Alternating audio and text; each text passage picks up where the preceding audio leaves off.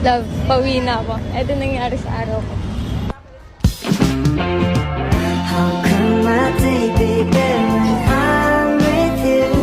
Hello love, welcome to my mini vlog. At for today's video is nandito kami ngayon sa Hong Kong.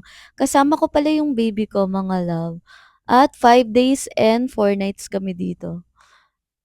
At ayan, ang first destination namin is Disneyland. At mga pambata lang din yung sinakyan namin. Kasi may kasama kaming bata. Sinamahan pala kami ng pinsan ko na nagtatrabaho dito sa Hong Kong. And to start your DIY travel to Hong Kong and Macau, mga love. First is nag-book kami ng ticket sa Cebu Sale. Seat sale to mga love. Kaya mura lang namin nakuha, around 16,000 pesos na dalawa na kami. And after nun mga love, lahat ng activities at ticket dito sa Disneyland is nag-book kami sa Klook app. Pati ang Octopus card para sa MTR nila and SIM card nyo para may internet kayo sa Hong Kong is mag-book lang kayo sa Klook app mga love. And pagdating nyo ng Hong Kong Airport is may stall doon para makuha nyo yung SIM card and Octopus card nila. Around 50,000 din ang nagastos ko ng dalawa kami ng baby ko. At kaya kung gusto nyo mag-travel is save nyo tong video na to.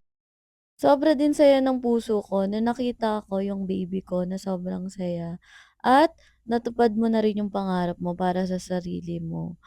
And pag pupunta kayo sa Disneyland, mga love, ilista nyo na yung mga pupuntahan yung mga rides. Mag-search lang kayo sa TikTok para makita nyo yung mga magagandang puntahan dito sa Disneyland.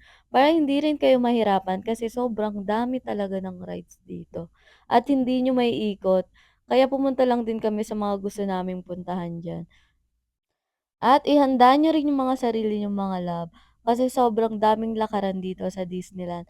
At kahit sa Hong Kong. Sobrang the best experience tong Disneyland lalo na sa mga bata mga love. At ito yung hinintay namin dito. Yung fireworks nila dito mga love, dapat maaga din kayo maghahanap ng pwesto nyo. At ayan, sobrang saya talaga ng puso ko. Nakikita ko yung baby ko na ganito kaganda yung view. Sobrang worth it lahat ng pagod at paghihirap ko para lang mabigay ko to sa kanya. Salamat sa panonood.